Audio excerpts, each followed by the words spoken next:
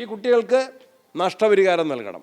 ആരോഗ്യമന്ത്രി ഇത്തരത്തിൽ ഒരു നാടകം കളിച്ചതിൽ ഇന്നത്തെ കോടതി വിധി വായിച്ച് മനസ്സിലാക്കി പരിശോധിച്ച് പരസ്യമായിട്ട് കേരളത്തിലെ ജനങ്ങളോട് മാപ്പ് പറയാൻ ആരോഗ്യമന്ത്രി തയ്യാറാകണം എന്ന് ഞങ്ങൾ ആവശ്യപ്പെടുകയാണ്. ഈ കേസ് 5-ാം തീയതി കണ്ണൂരിൽ റെയിൽവേ സ്റ്റേഷനിൽ ആരോഗ്യമന്ത്രി വീണ ജോർജിനെ കരിങ്കൊടി കാണിച്ച് പ്രതിഷേധം രേഖപ്പെടുത്തിയ KSU പ്രവർത്തകർക്കെതിരെ മന്ത്രിയെ വധിക്കാൻ ശ്രമിച്ചു ആയുധം ഉപയോഗിച്ച് എന്ന കള്ളക്കേസ് കെട്ടിച്ചമച്ച കേരള പോലീസിൻ്റെ നടപടി ഏറ്റവും തെറ്റായിരുന്നുവെന്ന് ഇന്ന് പ്രതികളാക്കിയ KSU പ്രവർത്തകർക്ക് ജാമ്യം അനുവദിച്ചുകൊണ്ട് ജില്ലാ കോടതി ഉത്തരവിലൂടെ വ്യക്തമാക്കിയിരിക്കുകയാണ്.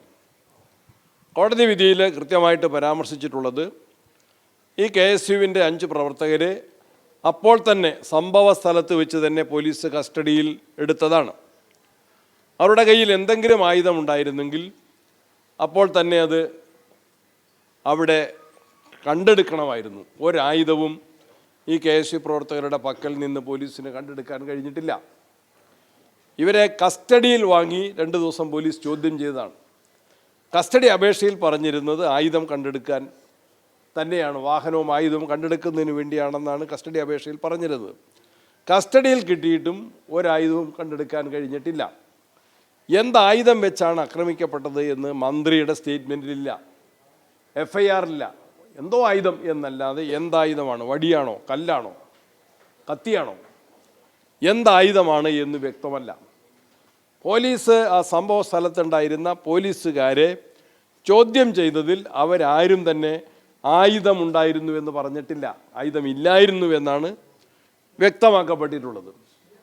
മന്ത്രിയെ ചോദ്യം ചെയ്യാൻ 2 ആഴ്ച കഴിഞ്ഞിട്ടും അന്വേഷണ ഉദ്യോഗസ്ഥന് മന്ത്രിയെ ചോദ്യം ചെയ്ത് സ്റ്റേറ്റ്മെൻ്റ് എടുക്കാനോ മന്ത്രിയുടെ പരിക്ക് ഡോക്ടറെ ചോദ്യം ചെയ്ത് ഓൺ സർട്ടിഫിക്കറ്റ് പരിശോധിച്ച് മന്ത്രിയുടെ പരിക്ക് എന്താണെന്ന് കോടതിയെ ബോധ്യപ്പെടുത്താനോ കഴിഞ്ഞിട്ടില്ല. അപ്പോൾ ഇത് തീർത്തും കള്ളക്കേസാണ്. ഒന്നീ കസ്റ്റഡിയിൽ വാങ്ങിയ KSU പ്രവർത്തകരുടെ അടുത്തുനിന്നൊന്നും കണ്ടെത്താൻ കഴിഞ്ഞിട്ടില്ല.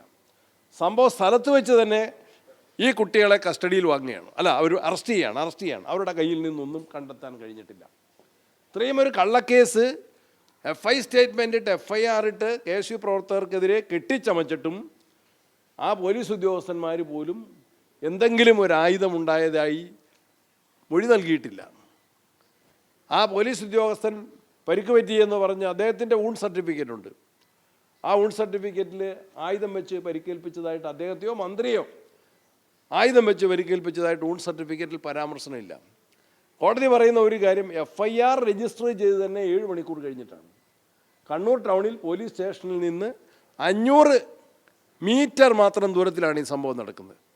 അവിടെയാണ് ഗൂഢാലോചന നടന്നിട്ടുള്ളത്. ഇത് ടോട്ടലി ഒരു ഫോൾസ് കേസാണ്.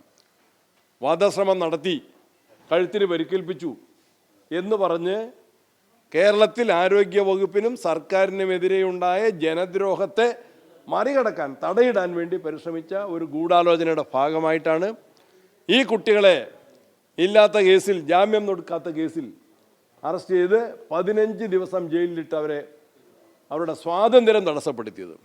അതുതന്നെയല്ല, KSUവിൻ്റെ ഒരു പ്രവർത്തകൻ കോഴിക്കോട് ജില്ലയിൽ അദ്ദേഹത്തിൻ്റെ വീട്, ആ വീടിന് ബോംബെറിഞ്ഞു.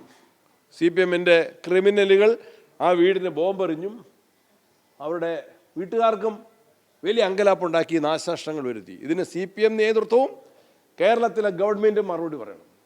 ഈ കുട്ടികൾക്ക് നഷ്ടപരിഹാരം നൽകണം. ആരോഗ്യമന്ത്രി ഇത്തരത്തിൽ ഒരു നാടകം കളിച്ചതിൽ ഇന്നത്തെ കോടതി വിധി വായിച്ച് മനസ്സിലാക്കി പരിശോധിച്ച് പരസ്യമായിട്ട് കേരളത്തിലെ ജനങ്ങളോട് മാപ്പ് പറയാൻ ആരോഗ്യമന്ത്രി തയ്യാറാകണം എന്ന് ഞങ്ങൾ ആവശ്യപ്പെടുകയാണ്. ഈ കേസ് എത്രയും വേഗത്തിൽ ഇത് ചാർജ് ഷീറ്റ് ചെയ്യുന്നതിന് പകരം ഈ കണ്ടെത്തലുകളുടെ പശ്ചാത്തലത്തിൽ അത് വിഡ്രോ ചെയ്ത് മലീഷ്യസ് പ്രോസിക്യൂഷൻ, തെറ്റായിട്ട് ഈ വിദ്യാർത്ഥികളുടെ പേരിൽ, വിദ്യാർത്ഥി നേതാക്കന്മാരുടെ പേരിൽ കേസെടുത്തതിന് ഗവൺമെൻറ് മാപ്പ് ചോദിച്ച് നഷ്ടം നൽകണം എന്നുകൂടി ആവശ്യപ്പെടുന്നു.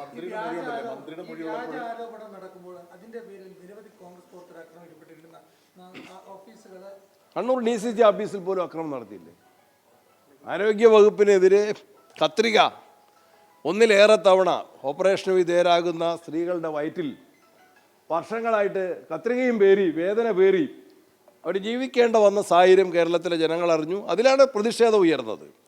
ആ പ്രതിഷേധത്തിന് മറുപടിയില്ല, ആ സംഭവങ്ങൾക്ക് ന്യായീകരണമില്ല. വളരെ വ്യക്തമല്ലേ? ഇപ്പോഴെന്താണ് മനസ്സിലാക്കേണ്ടത്? കോടതിയാണല്ലോ, ഞങ്ങളല്ലോ പറഞ്ഞത്.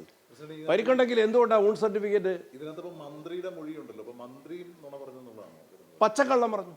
നുണന്ന് പറഞ്ഞാൽ പോരല്ലോ, പച്ചക്കള്ളം പറഞ്ഞു. അതെ, അവരെ കൊണ്ട് പറയിച്ചു. ഗൂഢാലോചനയുണ്ട്, പച്ചക്കള്ളം പറയിച്ചു. സ്വന്തം നിലയ്ക്ക് അവർ പറയാൻ തയ്യാറാവുമെന്ന് ഞാൻ കരുതുന്നില്ല.